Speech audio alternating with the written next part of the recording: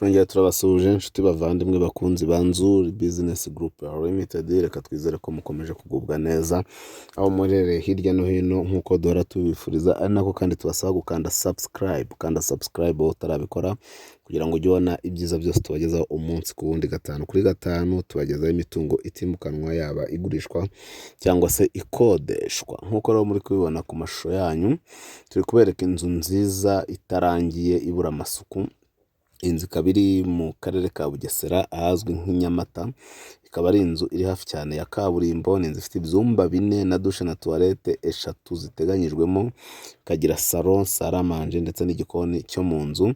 Ikaba ari inzu kandi iri muri quartier nziza cyane nk'uko muri kubireba, quartier irimo amazu meza mashyashya. Iyi nzu rero ikaba igurishwa. Ikindi kandi nababwira nuko iri mu kibanza kinini gifite metero kare 350.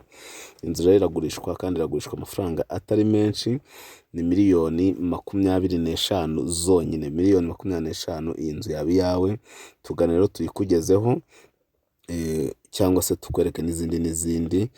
Iyi nzu rero wayikunze waduhamagara kuri 0788886797 cyangwa se 0781223012. Sibyo gusa kubera ko ushobora no kusanga ku zindi mbuga nkoranyambaga zacu, Instagram, Facebook page, Twitter cyangwa se X, hose n'ubundi twitwa Nzuri Market. Ni karibu cyane rero iwacu, mukiriya ni umwami.